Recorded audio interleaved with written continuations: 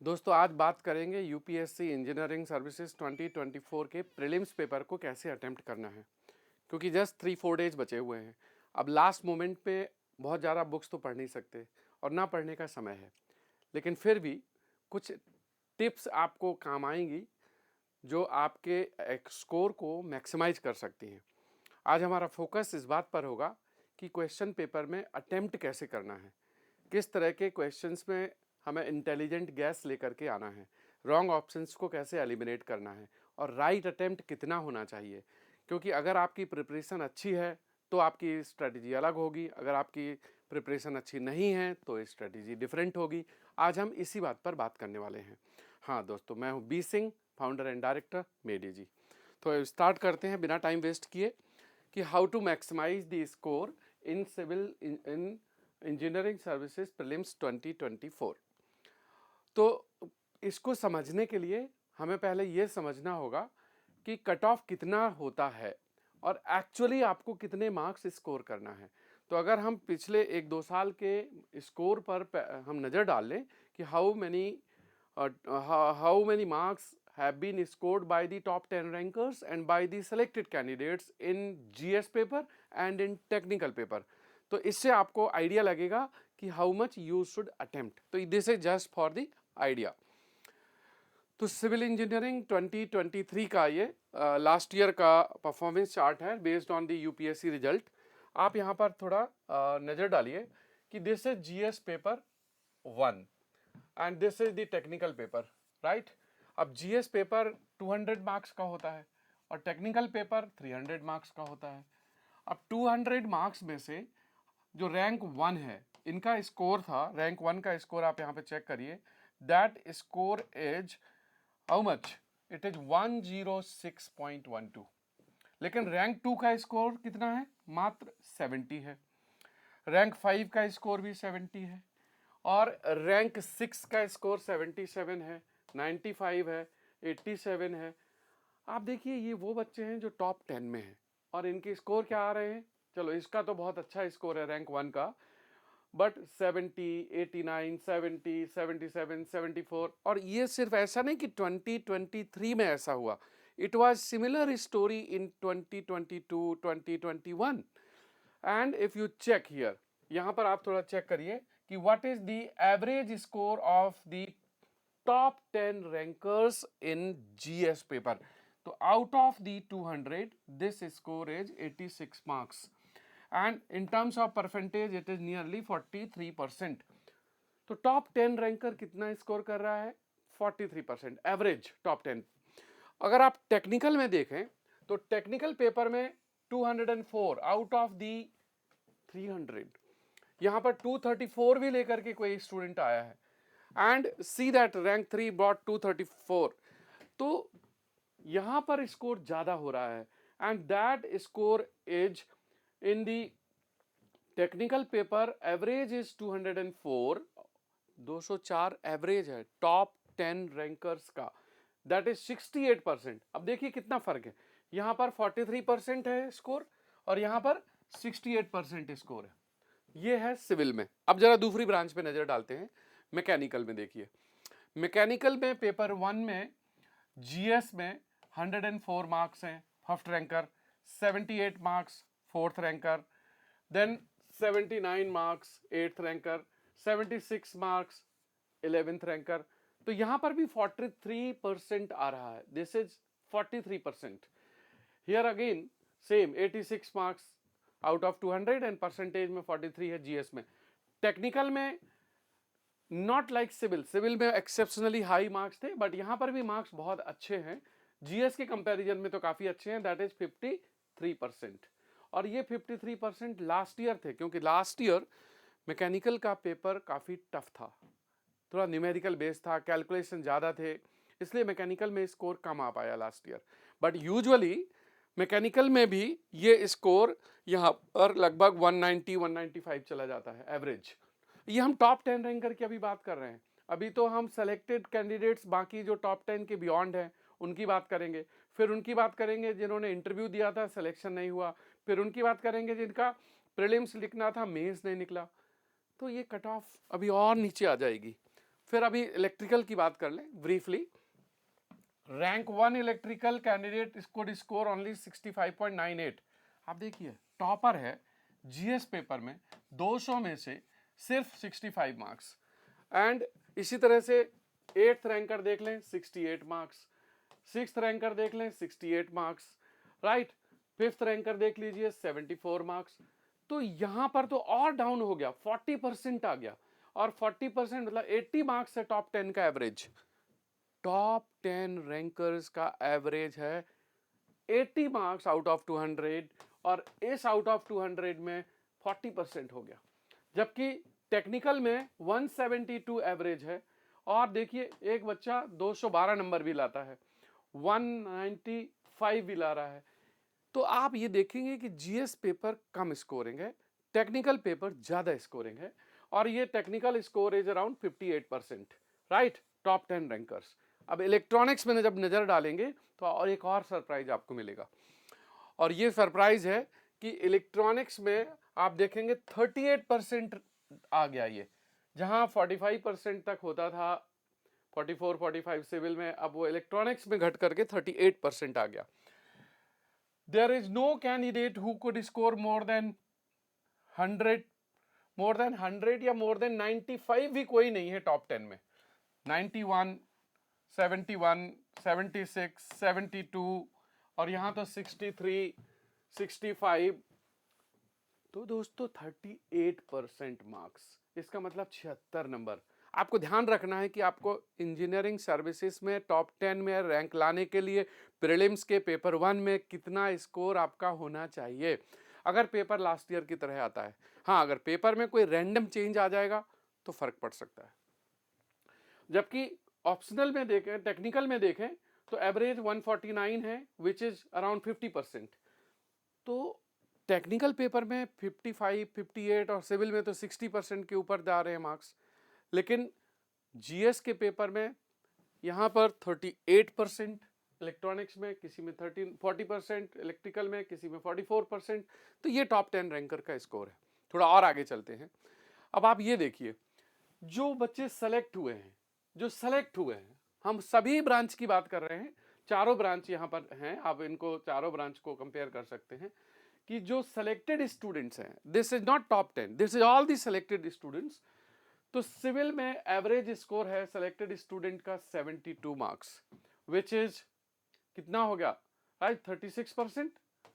And same 36% in mechanical, but this has come down to 35.5% in electrical, and this has come down to 31.5% in electronics. तो selected students के marks आ रहे हैं ये 72 number, 71 number, 63 marks. These are the selected candidates. और आपका M क्या है, सिलेक्शन। सिलेक्शन के लिए आपको कितने नंबर लाना है, इस रेंज के ऊपर या इस रेंज पे नंबर लाना है। अगर आप इससे अधिक ले आते हैं वेल, अगर आपका टेक्निकल बहुत अच्छा है इससे कम भी चलेगा, राइट। तो वो सिलेक्शन की बात कर रहे हैं हम, कब, कौन से सिलेक्शन, फाइनल सिलेक्शन, राइट। अब आगे चलते हैं, जरा कट ऑफ देखते हैं कि कट ऑफ क्या रहा 2023 का और 2022 का प्रीलिम्स का कट ऑफ। तो प्रीलिम्स का कट ऑफ 2022 में सिविल में ज्यादा था, 2023 में थोड़ा कम हुआ, ऊपर जाएंगे तो ये कट ऑफ कम हो गया। और ओबीसी में भी ये कट ऑफ सिविल में कम हुआ है, सब जगह कट ऑफ कम हो गया। इसका मतलब था कि पेपर का डिफिकल्टी लेवल या तो ज्यादा रहा या नंबर ऑफ वैकेंसीज ज्यादा रही, दो में से कोई एक चीज। तो 2023 में दोस्तों सिविल में वैकेंसीज 2022 के कंपैरिजन में थोड़ा ज्यादा थी, इसलिए ये कट ऑफ का डाउन आया। अगर हम मैकेनिकल में देखें तो यहां पर कट ऑफ डाउन आया, जबकि मैकेनिकल में कट ऑफ डाउन आया लेकिन वैकेंसीज ज्यादा नहीं थी। कट ऑफ डाउन इसलिए आया क्योंकि मैकेनिकल में जो इंग्लिश टेक्निकल पेपर था प्रीलिम्स का, वो पेपर टफ था। आप लोगों ने नोटिस किया होगा कि टेक्निकल में सिविल की तरह स्कोर नहीं हो पा रहा था। तो टेक्निकल में कट ऑफ, टेक्निकल में स्कोर कम हुआ, जिसकी वजह से यहां पर भी कट ऑफ डाउन आया 2023 में। This cut off is also less, this is also less. तो ये है कट ऑफ। अब देखिए, अगर 173 मार्क्स लाना है, अगर इसमें से जनरल कैटेगरी है, सेम ओबीसी का भी कट ऑफ सेम ही था, अगर इसमें से अगर आप 60 नंबर जीएस में ले आते हैं और 110 नंबर मान लीजिए या 115 नंबर आप टेक्निकल में ले आते हैं, तो भी आपका ये टेक में हो गया, तो भी आपका कट ऑफ पूरा हो जाता है। तो 200 दिस विल क्रॉस 175। तो ये लास्ट ईयर था, बट आप मान के चलिए 200, क्योंकि पेपर के डिफिकल्टी लेवल पर डिपेंड करेगा। तो आपको मान के चलना है कि 200 के ऊपर कट ऑफ, जैसे सिविल में तो 218 लास्ट ईयर भी था, मैकेनिकल में भी मान के चलिए कि 200 के ऊपर प्रीलिम्स का कट ऑफ रहेगा, बट पेपर के स्टैंडर्ड पर डिपेंड करेगा। अगर पेपर काफ़ी इजी आ गया तो कट ऑफ ज़्यादा जा सकता है। हमें एक चीज़ ध्यान रखनी है, इंजीनियरिंग सर्विस में और गेट में एक फ़र्क है। गेट में एक्यूरेसी लेवल बहुत इंपॉर्टेंट है और वहाँ पर नंबर ऑफ क्वेश्चंस कम होते हैं। यहाँ पर नंबर ऑफ क्वेश्चंस बहुत ज़्यादा हैं, 150 क्वेश्चंस हैं टेक्निकल में, 100 क्वेश्चंस हैं जीएस में, तो 250 क्वेश्चंस का गेम है, जबकि गेट में सिर्फ 65 क्वेश्चंस का गेम है। तो जब 250 क्वेश्चंस का गेम होगा तो दोस्तों स्पीड मैटर करेगी। तो इंजीनियरिंग सर्विस में पहला डिफरेंस है कि आपको टाइम कम मिल रहा है, you have to be very fast in calculation and solving the problem. दूसरा डिफरेंस है कि गेट में कैलकुलेटर अलाउड था, वर्चुअल कैलकुलेटर, लेकिन यहां पर कैलकुलेटर परमिट नहीं है, तो मैनुअल कैलकुलेशन होता है। हालांकि बहुत ज्यादा कैलकुलेशन बेस्ड क्वेश्चंस नहीं आते हैं, बट फिर भी there will be few questions which will require the calculation, therefore you have to be practiceful by using your manual calculation. तो ये ध्यान रखना है, ये दो चीजें ध्यान रखनी है, एक स्पीड और दूसरी ध्यान रखना है मैनुअल कैलकुलेशन। अब हम बात करते हैं इलेक्ट्रॉनिक्स इलेक्ट्रिकल की। तो इलेक्ट्रॉनिक्स का कट ऑफ भी कम आया, यहां पर देखिए एज कंपेयर टू 2022, 2023 में कट ऑफ डाउन आया। इसी तरह से इलेक्ट्रिकल में तो कुछ सॉरी इलेक्ट्रॉनिक्स में तो कुछ ड्रास्टिकली डाउन आ गया, दिस वाज ड्रास्टिकली डाउन। ऐसा लग रहा है कि this cut off was not at all expected. ये इलेक्ट्रिकल है और ये ईसी है, राइट। आप देखिए 124 नंबर, अगर आपने टेक्निकल में 100 ले आए और जीएस में 24 ले आए तो सिलेक्शन हो जाएगा, हो जाएगा। क्यों? क्योंकि जीएस का कोई अलग से सेपरेट कट ऑफ नहीं है, टेक्निकल और जीएस का कंबाइंड कट ऑफ होता है, इसलिए सेपरेट टेक्निकल का या सेपरेट जीएस का कट ऑफ नहीं है। और वो आपको फिर मिनिमम 10% स्कोर करना है, 10% का मतलब है 20 मार्क्स, तो 20 मार्क्स तो आपको लेके आना ही है। तो यहां पर स्कोर काफी डाउन जा रहा है। प्लीज नोटिस कि कितना कम स्कोर में प्रीलिम्स क्लियर हो रहा है। बहुत सारे स्टूडेंट्स ऐसे हैं जो ये सोच रहे हैं कि इंजीनियरिंग सर्विस बहुत टफ है, कट ऑफ इतना कम आ रहा है तो डिफिकल्टी लेवल तो कम हो गया ना, क्योंकि अब नंबर ऑफ स्टूडेंट्स एग्जाम में एक्चुअली अपीयर होने वाले कम हैं, और जो हैं भी उनमें से सीरियस स्टूडेंट्स बहुत कम हैं जिन्होंने इंजीनियरिंग सर्विस की तैयारी की होती है। इलेक्ट्रॉनिक्स में गेट का सिलेबस काफ़ी कम है, ईएस का सिलेबस थोड़ा ज़्यादा है, तो बहुत सारे स्टूडेंट्स जो गेट के लिए तैयारी कर रहे हैं वो ईएस के रिमेनिंग सब्जेक्ट्स को पढ़ते ही नहीं है, इसलिए वहाँ पर कट ऑफ डाउन आ जाता है। जनरल स्टडीज़ के पेपर को साल भर स्टूडेंट्स पढ़ते नहीं है, इसलिए जीएस में स्कोर अच्छा नहीं आता है। तो ये आपके लिए अच्छी अपॉर्चुनिटी है। आप ये मत सोचिए कि आपकी तैयारी अच्छी नहीं है तो पेपर अच्छा नहीं जाएगा, ये सबके साथ होने वाला है। ये यहाँ से दिखाई दे रहा है कि कट ऑफ बहुत ज़्यादा नहीं जाता, कट ऑफ लिमिटेड है and you can easily do it. अब हम बात करते हैं नेक्स्ट पार्ट में कि हाईएस्ट मार्क्स जीएस में कितने आए, हर ब्रांच में किस ब्रांच में कितना हाईएस्ट स्कोर आया, चारों ब्रांच का। तो यहां पर आप देखेंगे कि सिविल में 106 हाईएस्ट था आउट ऑफ 200 जीएस पेपर में, और सेकंड हाईएस्ट 104, थर्ड 103, 101, 100। मतलब there are only 5 students who are more than 100 marks, only 5 बच्चे ऐसे हैं जो 100 से ज्यादा नंबर ला पाए। और इसी तरह से अगर हम यहां पर चेक कर लें, if we check here,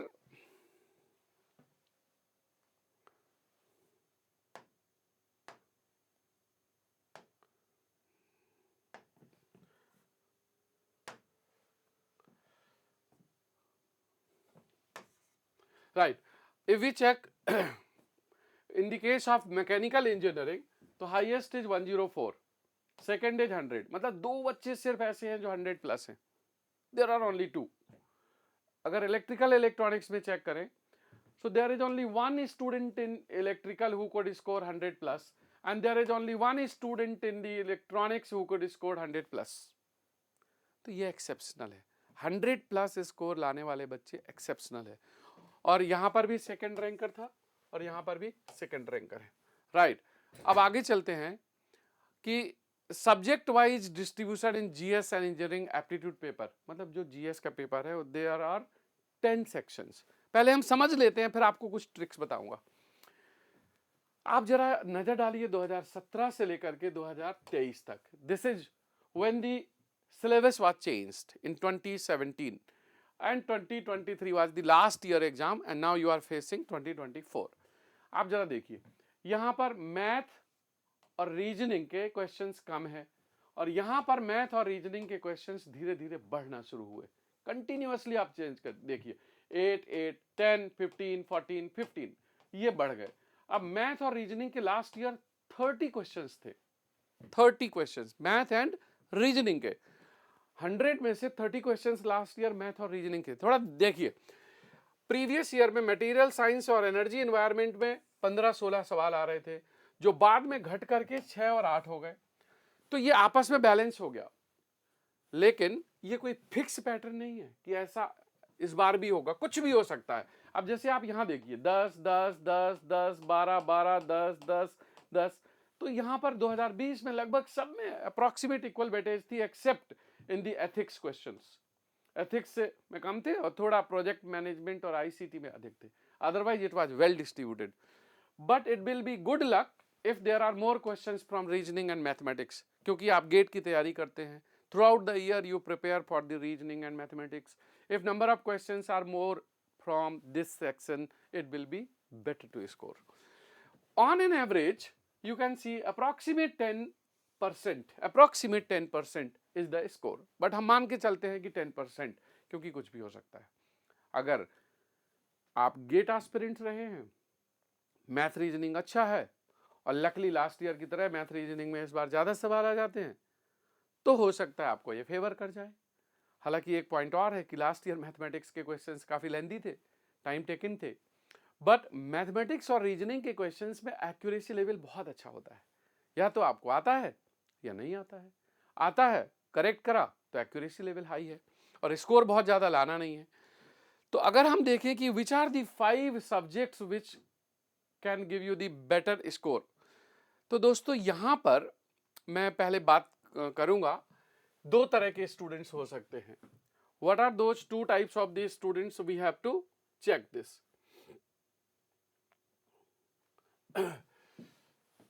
एक तो वो जिनकी प्रिपरेशन अच्छी है, preparation is good, up to mark जिनको कह दो, और दूसरे वो जिनकी प्रिपरेशन ठीक नहीं है, प्रिपरेशन इज नॉट गुड।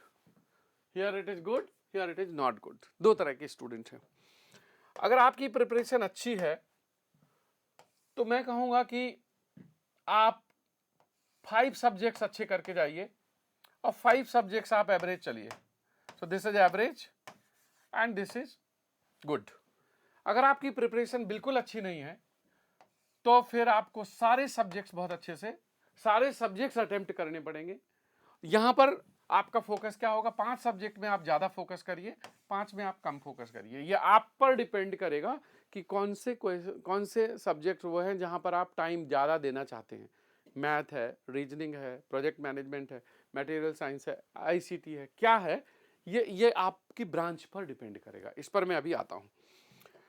तो अगर हम यहां पर थोड़ा सा इसको हटा करके देखें और which are the scoring subjects, तो स्कोरिंग सब्जेक्ट में जिसमें ज्यादा एक्यूरेसी लेवल रहता है उसमें एक है मैथमेटिक्स, एक है मैथमेटिक्स। दूसरा स्कोरिंग सब्जेक्ट है aptitude, reasoning aptitude. So second is reasoning aptitude, right. Mathematics हो गया और रीजनिंग एप्टीट्यूड हो गया, right. Second is reasoning aptitude. Third is material science, क्योंकि इसमें काफी हद तक टेक्निकल कॉन्सेप्ट रहते हैं और स्पेशली मैकेनिकल और सिविल वालों को थोड़ा एडवांटेज मिल जाता है, क्योंकि there is some overlapping of the concepts of the basics of material. Strength of material से ओवरलैप करता है। फिर if you are electronics student और इलेक्ट्रिकल स्टूडेंट, तो आपके लिए इलेक्ट्रॉनिक्स वालों के लिए आईसीटी सूटेबल है, और अगर आप सिविल मैकेनिकल है तो आपके लिए प्रोजेक्ट मैनेजमेंट है।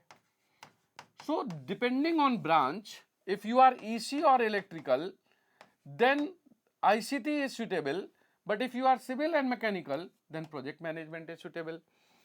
Energy and environment is good for mechanical and electrical.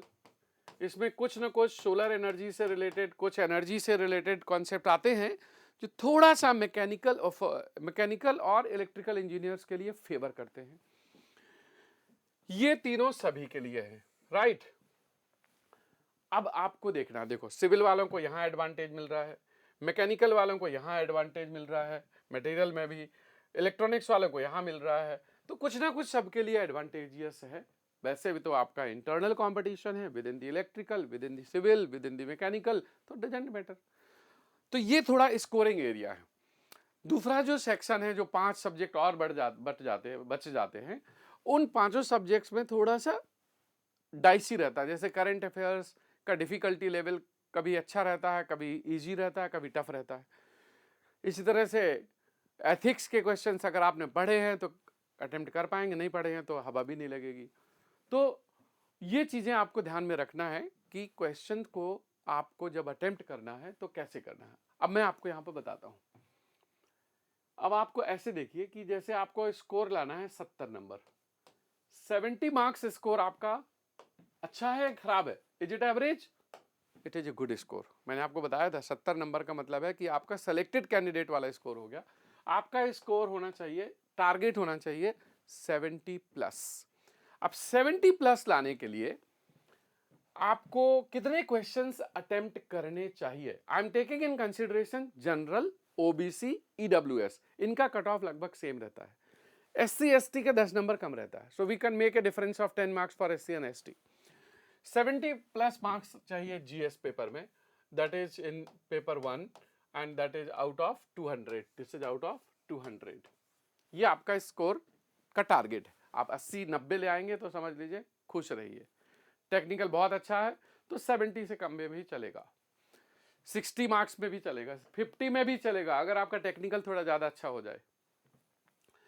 अब 70 लाने के लिए अब देखो मैथ है, मैथ में अगर एवरेज ले लें 10 क्वेश्चन 20 नंबर हो गए, तो अगर मैथ में 8 से 9 सवाल आप सही कर ले, रीजनिंग में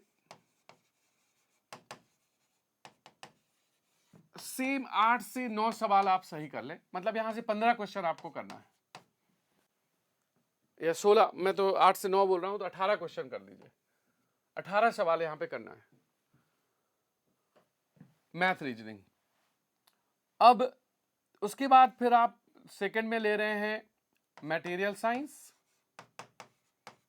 एनर्जी एंड एनवायरनमेंट, और या तो आईसीटी और या फिर पीएम, प्रोजेक्ट मैनेजमेंट। इन तीनों में अगर आप 10 में से 3-3 सवाल सही कर ले, 10 में से, या मोर और लेस आप यहां पर 10 क्वेश्चंस कर ले, 9 to 10, तो अगर आप 10 कर लेते हैं, 18 और 10 28 कर लेते हैं, तो 28 क्वेश्चंस तो ये हो गए आपके, दैट इज 2 मार्क्स, मतलब 56 मार्क्स आपको यहां से लाना है। अब बच जाते हैं 5 सब्जेक्ट और 5 सब्जेक्ट जो बच जाते हैं उनमें से आपको कितने मार्क्स और लाना है? 20 नंबर, राइट। तो 5 सब्जेक्ट में 20 नंबर का मतलब हो गया पर सब्जेक्ट में 4 number, 4 marks. 4 marks means 2 questions. तो अगर आप 2-2 क्वेश्चंस करंट अफेयर्स, एथिक्स और क्वालिटी कंट्रोल, वहां पे अगर 2-2 क्वेश्चंस करेक्ट कर लेते हैं तो आपके 70 हो जाते हैं, लेकिन एक्यूरेसी कभी 100% रहेगी नहीं। तो एक्यूरेसी नहीं रहेगी तो हमें कुछ और लीड लेना होगा, तो यहां पर +1 ऐसे कुछ और लीड लेना पड़ेगा। तो कोशिश करिए दोस्तों कि रीजनिंग और मैथ में आप लीड ले लें, थोड़ा समय यहां पर ज्यादा दीजिए, क्योंकि इन क्वेश्चंस में एक्यूरेसी अच्छी रहती है। अगर आप सही करके आएंगे तो सही ही होगा। मटेरियल साइंस में और एनर्जी में भी अगर आप सही करके आएंगे तो सही ही होगा, लेकिन एथिक्स में, करंट अफेयर्स में, एनर्जी एनवायरनमेंट में, आईसीटी में थोड़ा सब्जेक्टिविटी ज़्यादा है। सब्जेक्टिविटी अगर ज़्यादा है तो इसका मतलब है कि वहाँ पर आपको आता है लेकिन एक स्टेटमेंट सही से पता नहीं है, तो हो सकता है आंसर फाइनली करेक्ट ना हो। तो ज़्यादा चांस लीजिए आप मैथमेटिकल सब्जेक्ट्स में, जिसमें मटेरियल साइंस है और मैथमेटिक्स है, रीजनिंग एंड एप्टीट्यूड है। इन 3-4 सब्जेक्ट्स में थोड़ा ज़्यादा चांस लीजिए। क्वालिटी कंट्रोल भी थोड़ा मैथमेटिकल है, डिजाइन ड्राइंग भी मैथमेटिकल है, लेकिन वो सब्जेक्ट्स अगर आपने अच्छे से पढ़े हैं तो बहुत अच्छी बात है, नहीं पढ़े हैं तो यहाँ पर इसका थोड़ा मैथ रीजनिंग में ज़्यादा चांस लीजिए। अब हम बात करते हैं कुछ ट्रिक्स की, और ये ट्रिक्स आपको हेल्प करेंगी चीज़ों को समझने में, कि कुछ ऐसी ट्रिक्स जो आपको अटेम्प्ट करने में फ़ायदा करें और उनको रॉन्ग ऑप्शंस को एलिमिनेट करने में हेल्प करें। तो इसके लिए आपको जाना होगा इंजीनियरिंग सर्विसेज के नोटिफिकेशन में। आईईएस के नोटिफिकेशन में बड़ा सिंपल लैंग्वेज में लिखा होता है कि knowledge required as per NCERT level in general studies, that is class 11th, class 12th, basic information. अब जो सवाल यहां पर पूछे जा रहे हैं उसमें से 7 सब्जेक्ट्स तो ऐसे हैं जो आप मान के चलिए कि इंजीनियरिंग का ही एक्सटेंशन है, मैथ, रीजनिंग, राइट। उसके अलावा quality control, design and drawing, project management, material science, ये सब ना इसका। लेकिन 3 सब्जेक्ट्स ऐसे हैं जिसमें जनरल स्टडीज या करंट इंटीग्रेशन है। इसमें एक है एनर्जी एंड एनवायरनमेंट, दूसरा है आईसीटी और तीसरा है करंट अफेयर्स। ये 3 सब्जेक्ट्स ऐसे हैं जिसमें थोड़ा डायनामिक अप्रोच रहती है, जहां पर क्वेश्चंस नए तरह के आते हैं, पुराने सालों के रिपीटिशंस के चांस कम होते हैं। अब एनर्जी एंड एनवायरनमेंट, आईसीटी और करंट अफेयर्स, अब यहां पर अप्रोच कैसी होनी चाहिए? बाकी के जो एरिया थे वो थोड़ा स्टैटिक हैं, लेकिन ये एरियाज डायनामिक हैं। तो इन 3 एरियाज के लिए वैसे तो एथिक्स भी जीएस का पार्ट है, लेकिन एथिक्स थोड़ा स्टैटिक है, उसमें करंट अफेयर्स का स्कोप कम है, बट यहां पर करंट का स्कोप ज्यादा है। ICT is all about the application of the information and communication, तो कंप्यूटर एप्लीकेशंस हैं, टेलीकम्युनिकेशन है, and there are several IOT type of the questions. Current affairs में तो आप देख ही रहे हैं, प्रीवियस ईयर के क्वेश्चंस आपने देखे होंगे, इंडस्ट्री है, टेक्नोलॉजी है, स्पोर्ट्स के भी कुछ सवाल आ जाते हैं, इकोनॉमी के कुछ सवाल आ जाते हैं, that you have to check it. Now अब हम यहाँ पर थोड़ा बात करते हैं कि ये जो 3 एरिया हैं, यहाँ पर कुछ ट्रिक लगाई जा सकती है, यहाँ पर ये ट्रिक काम करेगी। दूसरे जो एरिया है 7, यहाँ पर आपको बहुत ही कैलकुलेशन और प्रैक्टिस काम करेगी, और यहाँ पर इन 3 में थोड़ा ट्रिक, कॉमन सेंस, लॉजिक काम करेगा। तो हम यहां पर थोड़ा देखते हैं कि कैसे लॉजिक को अप्लाई कर सकते हैं। अब मैथमेटिक्स में तो लॉजिक नहीं चलेगा, मैथमेटिक्स में तो रूल ही चलेगा, रीजनिंग एप्टीट्यूड में तो रूल ही चलेगा, कैलकुलेशन ही चलेगा, वहां कॉमन सेंस से ज़्यादा इंपॉर्टेंट वो है। हाँ, कॉमन सेंस तो एक हमेशा अप्लाई होता है, वो उसकी बात नहीं कर रहा हूं मैं। अब हम यहां बात करते हैं जो करंट जो ओरिएंटेड टॉपिक से 3, अब उसमें ना लैंग्वेज देखिए सवाल की, क्वेश्चन की लैंग्वेज, जिससे कुछ आपको हेल्प मिलेगी गलत आंसर को एलिमिनेट करने में और सही आंसर को सेलेक्ट करने में हेल्प मिलेगी। वो क्या है कि जैसे आईसीटी है, आईसीटी में और एनर्जी एनवायरनमेंट में या फिर करंट अफेयर्स वाले सेक्शन में साइंस एंड टेक्नोलॉजी का सवाल कोई अगर पूछ लिया, तो वहां पर सवाल आते हैं फ्यूचरिस्टिक टेक्नोलॉजी से रिलेटेड, जैसे कंप्यूटर टेक्नोलॉजी से रिलेटेड, जीनोम सीक्वेंसिंग से रिलेटेड, सोलर एनर्जी से रिलेटेड, या फिर आईओटी से रिलेटेड, जो थोड़ा टेक्नोलॉजी स्पेस का है, डिफेंस का है, डिफेंस टेक्नोलॉजी का, ऐसे अगर कोई सवाल आते हैं तो उन सवालों की भाषा, लैंग्वेज बहुत क्लोजली आपको पढ़ना है, क्योंकि any evolving technology will never keep full stop. मतलब यह है कि इवॉल्विंग है, अभी भी उसमें डेवलपमेंट हो रहा है, आने वाले टाइम में और डेवलपमेंट हो सकता है।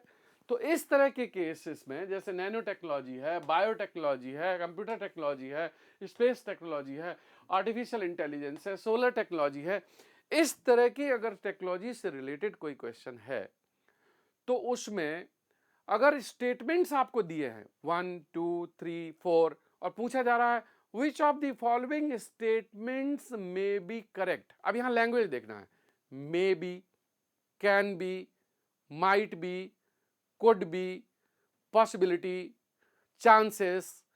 तो अगर ये शब्द ऐसे आते हैं कि कुड बी, माइट बी, तो इस तरह की अगर कोई सेंटेंस आ जाते हैं तो मान के चलिए कि वो सेंटेंस सही होने की संभावना ज्यादा है। जानते हैं क्यों? अगर मैं बोलूं कि artificial intelligence could be used for assessment of human brains, अब मैं कह रहा हूं कुड बी यूज्ड या मे बी यूज्ड, तो चांसेस तो है भाई, हम गारंटी से तो नहीं कह सकते कि ये नहीं यूज हो सकता है। तो जहां can be, may B, might B, could be, possibility हो और फ्यूचर टेक्नोलॉजी है, नई टेक्नोलॉजी है, तो आप मान के चलिए कि इसकी पॉसिबिलिटी है, इसकी पॉसिबिलिटी है। तो ऐसे स्टेटमेंट क्या होने चाहिए? करेक्ट होने चाहिए, ज्यादा चांसेस हैं कि करेक्ट होंगे। अनलेस एंड अनटिल कि आप 100% श्योर हो कि स्टेटमेंट गलत है, तब तो बात अलग है। नहीं तो अगर आपको नहीं पता और लग रहा है could be, may B, might B ऐसा कुछ यूज हो रहा है तो वो स्टेटमेंट सही होने की संभावना ज्यादा है। दूसरा कि अगर कहीं असर्टिव स्टेटमेंट है, असर्टिव का मतलब यह होता है कि बहुत दावे के साथ बोला जाए कि ऐसा ही होगा, जैसे computer can never be used in solving engineering service paper. अब ये कह रहा नेवर, अब ये कैसे कोई गारंटी से कह सकता है can never be used? Chat GPT पहले नहीं था, चैट जीपीटी है, आगे हो सकता है कुछ और आ जाए। Innovations are always possible. तो असर्टिव स्टेटमेंट आता है जैसे ऑलवेज, नेवर, और फिर मान लीजिए कि कोई एनर्जी और एनवायरनमेंट का क्वेश्चन है कि अगर temperature increases 5 degree centigrade by global warming then all species of the plants will die. भाई some of them may die but all will die नहीं कह सकते, इसका मतलब ऑल लगा है इसलिए ये गलत है। सम ऑफ देम विल डाई अगर कहता तो ये सही स्टेटमेंट हो जाता। अगर यही स्टेटमेंट होता कि due to global warming temperature में increase 5 degree centigrade which may result in loss of certain species of plant, statement सही है या गलत? सही। क्यों? सम ऑफ देम में डाई। अगर ये बोलता एवरीथिंग विल डाई, गलत हो जाएगा, ऐसा तो नहीं कह सकते ना। तो इसलिए असर्टिव स्टेटमेंट जहां भी हो कि nothing will be left if temperature is increased, all will disappear if something happens, computer can never be used, it is always possible, तो समझ लीजिए इस स्टेटमेंट के गलत होने के चांसेस बहुत ज्यादा हैं। This statement is likely to be wrong. मैं आपको कुछ एग्जाम्पल भी दूंगा। फिर चौथा देखिए यहां पर, अगर किसी स्टेटमेंट में सुपरलेटिव डिग्री यूज हो रही है, इसका मतलब है कि वो एक्सट्रीम की बात कर रहा है, highest, lowest, maximum, always, extremely, completely, only, तो ये जब सेंटेंस आ जाए top most, bottom most, minimum, lowest, extremely, maximum, तो ऐसे स्टेटमेंट अधिकतर गलत होने के चांस होते हैं अनलेस कि आपको क्लियर पता हो। अगर आपको क्लियर पता है तब फिर ठीक है, अगर नहीं क्लियर पता है और अगर ऐसा स्टेटमेंट आ रहा है और टेक्नोलॉजी ड्रिवन है या एनर्जी ड्रिवन है या कुछ नया है, मॉडर्न है, तो उसकी संभावना, अगर ये वर्ड यूज हो रहे हैं तो संभावना है कि वो स्टेटमेंट गलत होगा, गलत होना चाहिए। देखो ये मैं कुछ थंब रूल बता रहा हूं, ये कोई रूल नहीं है। आप ऐसा मत सोचिएगा कि बी सिंह सर ने बोल दिया था कि ऐसा ही होगा। भाई एक आध कोई ऐसा सेंटेंस हो सकता है कि जो इस डिग्री में भी सही हो जाए, लेकिन चांसेस ज़्यादा हैं कि ऐसे स्टेटमेंट गलत निकलेंगे। फिर probable statement, statements with the probable words. Probable का मतलब जैसे मैंने बताया था ना, could be, might be, may be, can be, possibility, chances, some of them, few of them. जब ये वर्ड यूज करते हैं, जैसे मैं बोलूं कि some of the MLAs of RJD may join NDA. अब मैंने कहा सम ऑफ, मे ज्वाइन, संभावना सही है, लेकिन मैं बोलता all MLAs will join, guarantee से कह रहा हूं, तो भैया जिसकी पार्टी है वो तो नहीं करेगा ना कभी। जो खुद जिम्मेदार है कि मेरी पार्टी का खुद जो लीडर है वो तो नहीं करेगा ना। कुछ तो ऐसे होंगे जो कभी नहीं मानेंगे, तो ये स्टेटमेंट गलत हो जाएगा। इसलिए ऑलवेज है तो या एवरीवन है तो गलत हो रहा है, सम है या फ्यू है तो सही हो सकता है स्टेटमेंट। तो हमें इन चीजों को समझना है, राइट। ये भाषा है, ये लैंग्वेज पर खेलती है यूपीएससी। यूपीएससी हमेशा बहुत ऐसे सवाल देती है जहां अपने आप कॉमन सेंस को अप्लाई करके आंसर तक पहुंच सकते हैं, गलत आंसर को एलिमिनेट कर सकते हैं। तो पहले कोशिश क्या करनी है आपको कि जो सवाल आपको आते हैं पहले आप उनको अटेम्प्ट करिए। जो बहुत डिफिकल्ट क्वेश्चंस हैं, ट्रिकी क्वेश्चंस हैं, टफ क्वेश्चंस हैं, पहले उनको छोड़ दीजिए। जब आपको आते हुए सवाल हो जाए ताकि पूरा पेपर आप अटेम्प्ट कर पाए। कहीं ऐसा ना हो कि लास्ट के 10 सवाल आपने बिना रीड किए ही छोड़ दिए, लैक ऑफ टाइम, और पता चला घर जाके कि उसमें से 5 आते थे, फिर क्या होगा? पछताने के अलावा कुछ बचा? कुछ नहीं बचेगा। इसलिए आपको क्या करना है कि पहले उन क्वेश्चंस को अटेम्प्ट करना है जो आपको आते हैं। ज्यादा कोशिश करिए मैथ, रीजनिंग और मटेरियल साइंस के सवाल जहां कैलकुलेशन है, जहां एक्यूरेसी लेवल अच्छी होती है, वहां थोड़ा ज्यादा समय दे दे। फिर उन सवालों को करिए जो आपको आते हैं। फिर जहां पर आपको लगता है कि टाइम 15 मिनट बच गया है और जहां कुछ कॉमन सेंस लगाना है, तो फिर देखिए कि नेगेटिव कहां बाहर कर सकते हैं, कहां पर हम पॉजिटिव। हाँ, 4 ऑप्शन में से अगर आप श्योर हैं कि 2 ऑप्शंस गलत है तो रिमेनिंग 2 में आप रिस्क ले लीजिए। इवन 4 में से 1 श्योर है कि गलत है, 3 में से कोई सही होगा तो भी रिस्क लिया जा सकता है। लेकिन जहां पर कुछ नहीं आता, ब्लाइंड है, ऐसे सवाल को पढ़ने की भी जरूरत नहीं है। जब पता ही है मुझे आता ही नहीं है, देख करके पता लग जाता है, ऐसे सवाल में टाइम मत वेस्ट करिए, उनको छोड़ दीजिए। आपको 100 में 100 अटेम्प्ट नहीं करना। आप अगर अच्छी एक्यूरेसी लगते हैं 70%, तो आप ना 70 से 75 सवाल अटेम्प्ट करके आएंगे, बहुत बढ़िया है। अगर आपकी एक्यूरेसी खराब है तो 80 सवाल करके आइए। लेकिन जिन लोगों को कुछ आता ही नहीं है वो तो वैसे ही हारे हुए हैं, उनको तो यह पता है ना कि मुझे तो 20 भी सही नहीं हो रहा है। ऐसे लोगों से कहूंगा कि आप जितने ज्यादा से ज्यादा अटेम्प्ट कर सकते हैं करके आइए, लेकिन लॉजिकल गेस के साथ, ब्लाइंड नहीं, लॉजिकली, थोड़ा कॉमन सेंस, ये सब चीजें सोच करके।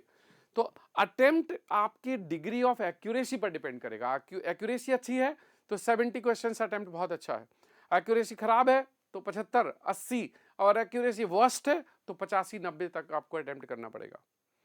लेकिन वो 10 सवाल जो ऊपर से निकलते हैं ना, बाउंसर, जो बिल्कुल समझ ही नहीं आते, उनको जबरदस्ती अटेम्प्ट मत करिए, वो तो गलत होने के ही चांस है। फर्दर, अगर कहीं पर एग्जैक्ट नंबर यूज होता है, जैसे मान लीजिए मैं बोल दूं कि रणथंभौर नेशनल पार्क में 5119 टाइगर हैं, मैंने एक रैंडम एग्जांपल लिया,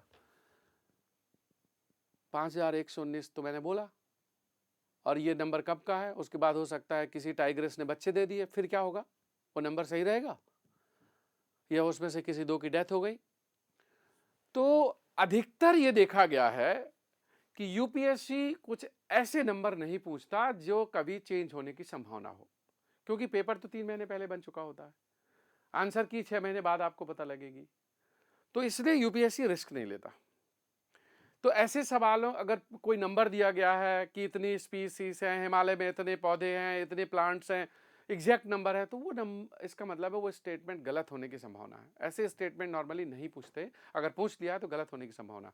लेकिन अगर वो नंबर है कि रेपो रेट कितना है, बैंक रेट कितना है, फिस्कल डिफिसिट कितना है, या फिर इकोनॉमिक ग्रोथ रेट कितना होगा, तो वो गवर्नमेंट का डेटा, वो चेंज नहीं होने वाला, वो चेंज नहीं हो, वो किसी के घर में व्यक्ति पैदा होने या बच्चे पैदा होने से फर्क नहीं पड़ने वाला।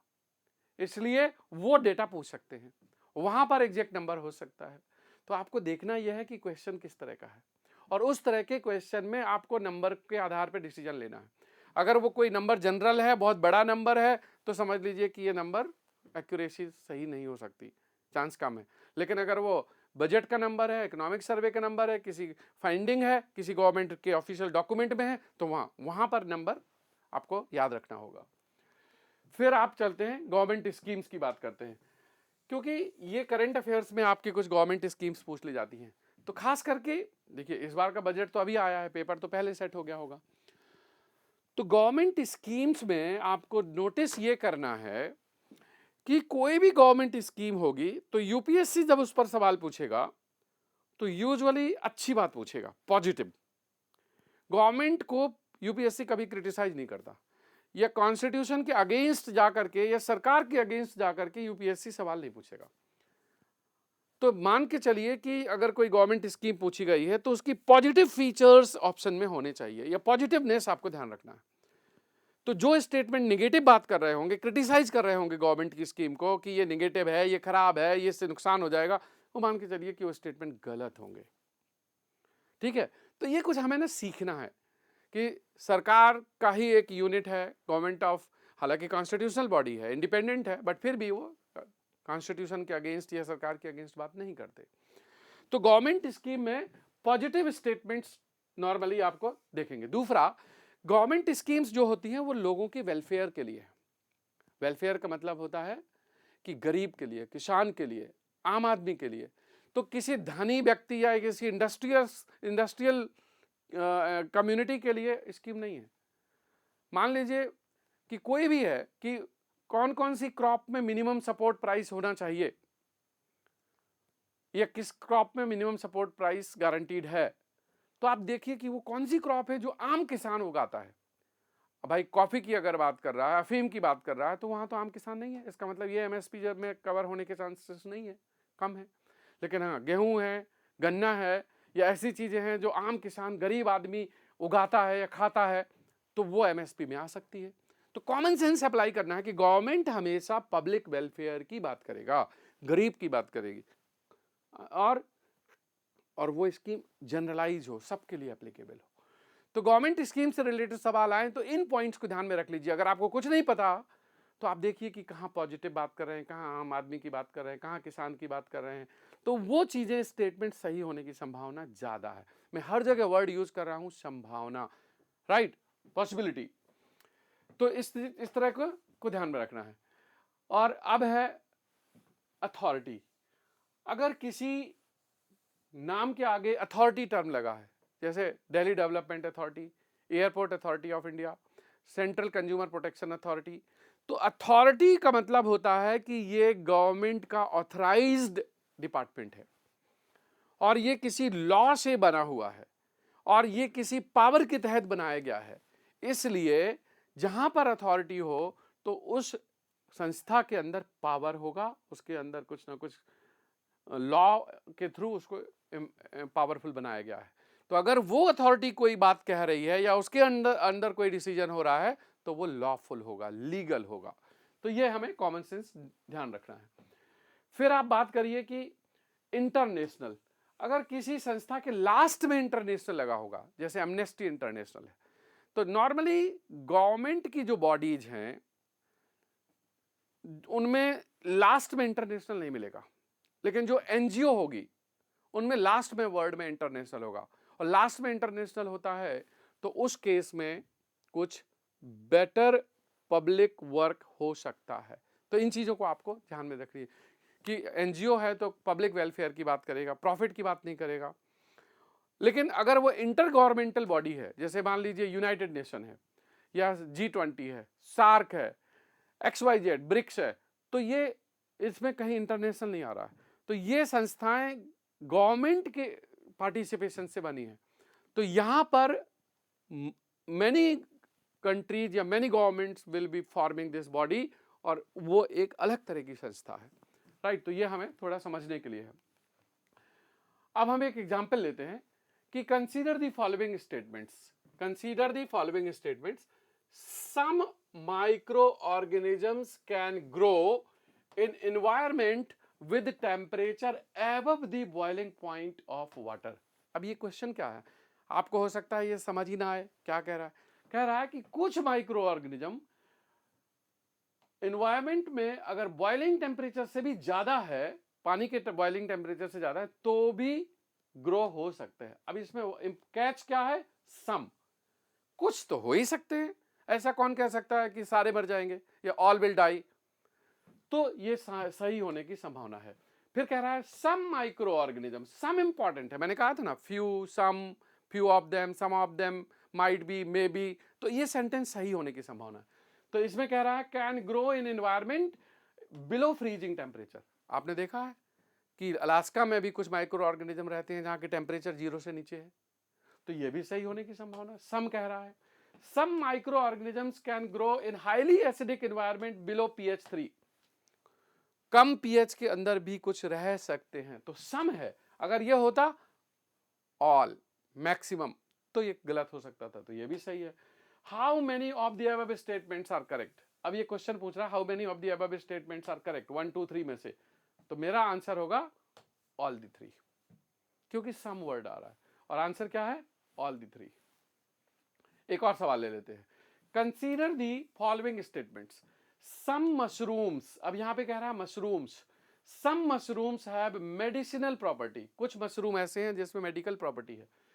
सम मशरूम्स, यहां भी सम आ रहा है, have psychotic property, some mushrooms have insecticidal properties, some mushrooms have bioluminescent properties. Some, अब सम कह रहा है, कुछ तो हो ही सकते हैं यार, कौन इसको नकार सकता है, इसका मतलब all 4 can be the correct answer, D, answer क्या है, डी।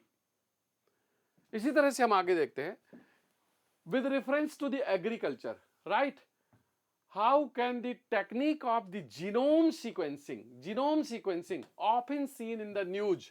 अब ये science and technique, genome sequencing new technology है, साइंस एंड टेक की बात कर रहा है, तो genome sequencing can be used, अब मेरा टर्म क्या है, कैन बी यूज्ड, और एक क्या है, ये न्यू टेक्नोलॉजी है, इवॉल्विंग टेक्नोलॉजी है, जीनोम सीक्वेंसिंग है, can be used in identifying genetic markers, मुझे तो लगता है हो सकता है यूज कर सकते हैं क्योंकि कैन भी आ रहा है। This technique helps in reducing the time required in developing the new varieties of the crop. देखो जीनोम सीक्वेंसिंग होती ही इसीलिए है, ये सेंटेंस आपको कॉमन सेंस से नहीं बट ये नॉलेज से मिलेगा। सेकंड, तो ये होता ही इसीलिए है, और थर्ड है it can be used for decipher to host the pathogen, can be used, मुझे लगता है ये भी सही है। तो एक हमने नॉलेज से सीखा 2, और बाकी 1 and 3 कॉमन सेंस से, और आंसर हो गया D, flag the statement, answer must be 1 2 and 3, answer is D. तो दोस्तों जस्ट मैंने एग्जाम्पल बताया, और आज के इस सेशन में मेरा एम ये था कि आपको पहली बात तो ये समझना है कि ऐसा नहीं है कि कट ऑफ बहुत ज़्यादा जाता है। दूसरी बात ये समझना है कि अगर आप लॉजिकली पेपर को अटेम्प्ट करोगे तो 60-70 नंबर आप पेपर 1 में ला सकते हो। टेक्निकल पेपर ज़्यादा स्कोरिंग होता है, वहाँ पर आपको ज़्यादा केयर करना है। प्रीलिम्स का कट ऑफ कंबाइंड होता है पेपर 1 और पेपर 2 का, तो दोनों पेपर में कट ऑफ आपको क्रॉस करना है। कट ऑफ बहुत ज़्यादा नहीं जाता, आपने देखा है लास्ट ईयर कैसा कट ऑफ डाउन हुआ। पेपर के डिफिकल्टी लेवल पर कट ऑफ डिपेंड करेगा। तो आप ये मान के चलिए कि अगर पेपर टफ आता है तो कट ऑफ और कम होगा, if the paper is easier तो कट ऑफ बढ़ सकता है। थर्डली ये सबके लिए है, इजी आएगा तो सबके लिए, टफ आएगा तो सबके लिए। नेक्स्ट, पेपर को अटेम्प्ट करते समय अगर आपको मैथ और रीजनिंग में आप थोड़ा एक्यूरेसी मेंटेन कर ले, थोड़ा सा वहां पर स्कोर करके लीड ले ले, तो आपको दूसरी जगह हेल्प करेगा। तो जीएस के पूरे पेपर में से रीजनिंग और मैथ में थोड़ा सा आप 5% 7% आप टाइम ज़्यादा दे सकते हैं, और उसको दूसरे एरियाज में कम कर सकते हैं। जहां मैंने 3 एरिया बताए, current affairs, energy and ICT, यहां पर ये ट्रिक लगा के देख सकते हैं, बाकी जगह ये ट्रिक नहीं लगेगी और लगाना भी मत, सिर्फ करंट बेस्ड एरिया में जहां पर साइंस सिंटैक और ऐसा कोई एप्लीकेशन आ रहा हो वो। लेकिन ये ट्रिक वहीं लगाना है जब आपको नहीं आता, अगर आता है तो ट्रिक के बारे में नहीं सोचना है। नेक्स्ट, कि जो पेपर का अटेम्प्ट है, पहले आप वो सवाल कर लीजिए जो आपको आते हैं। Do not waste your time in reading those questions which you never know, आपने पढ़े ही नहीं, उन सवाल में टाइम वेस्ट मत करिए। तो ये ध्यान रखना है। इसके बाद फिर आपको ये ध्यान में रखना है कि ओवरऑल आपका अटेम्प्ट, आपने देखा पेपर। अब पेपर देखा यार इतना खराब है, मुझे तो कुछ आता ही नहीं है, और ज़्यादा से ज़्यादा कितना होगा, 15 सवाल आएंगे, 15 आउट ऑफ दी 100। तो इन दिस सिचुएशन 15 से काम नहीं चलने वाला। फिर आपको चांस लेना है कि with using common sense and logic attempt as much as you can. But अगर आप 50 सवाल अच्छे आते हैं तो आप ना एक्यूरेसी पे ज्यादा ध्यान दो, अननेसेसरी ज्यादा अटेम्प्ट के चक्कर में आपने गलत कराओगे। So there are two different approaches. If your preparation is good and you are up to 40-50 questions correct, then don't take too much risk. Focus on the accuracy. Try to attempt 60-70 questions with the best accuracy. But in case your preparation is not good and number of attempts is very less और accuracy level बहुत खराब है, तो फिर आप 80-90 तक attempt करके जाओ। और उनके लिए जिनको तो कुछ खोने के लिए है ही नहीं, जो सोचते हैं मेरा तो होना ही नहीं है, पूरे 100 करके आओ। Don't take any don't leave any question, but logically हम मतलब ब्लाइंड नहीं, गैस करना है, लॉजिकल, हर क्वेश्चन में कुछ ना कुछ लॉजिक मिल जाता है। तो दोस्तों ये मैंने आपको थोड़े से लास्ट मोमेंट के लिए टिप्स बताए हैं, जो ट्रिक्स आपको यूज करना है। पेपर अच्छे से अटेम्प्ट करना, कूल माइंड से देना, ये मत सोचना कि प्रिपरेशन नहीं है तो इस बार ड्रॉप कर देते हैं। यू नेवर नो कि पेपर कैसा आएगा, अच्छा आ सकता है। जिन लोगों का प्रीलिम्स क्लियर होगा फिर उनको इमीडिएटली प्रीलिम्स के बाद आपको मेंस के लिए मूव कर जाना है। देखिए मेड इजी बहुत ही रिनाउंड और एक क्वालिटी ओरिएंटेड ऑर्गेनाइजेशन है। ये मैं बहुत दावे के साथ कहता हूँ कि क्वालिटी ओरिएंटेड है।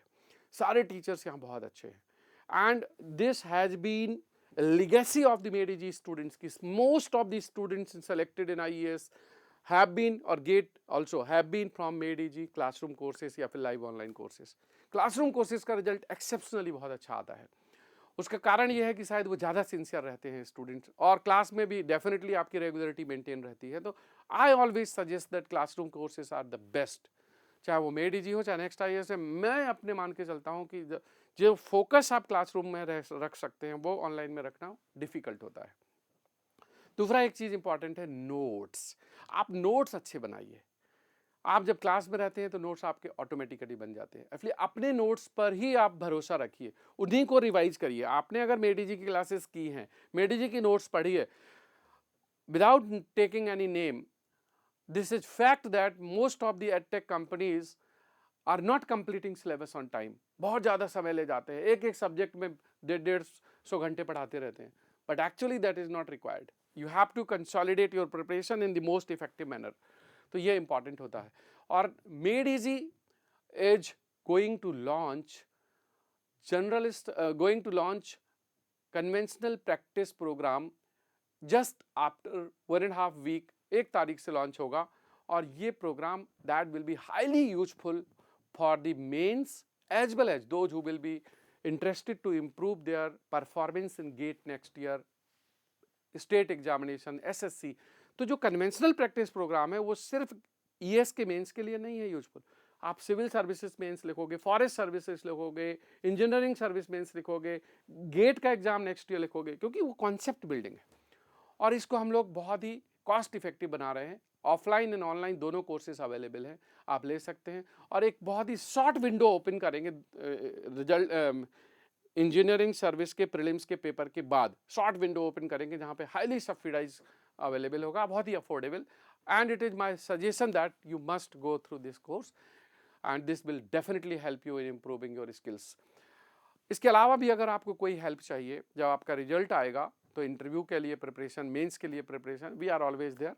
अगर आप UPSC की सिविल सर्विस की तैयारी करना चाहते हैं तो नेक्स्ट IAS है।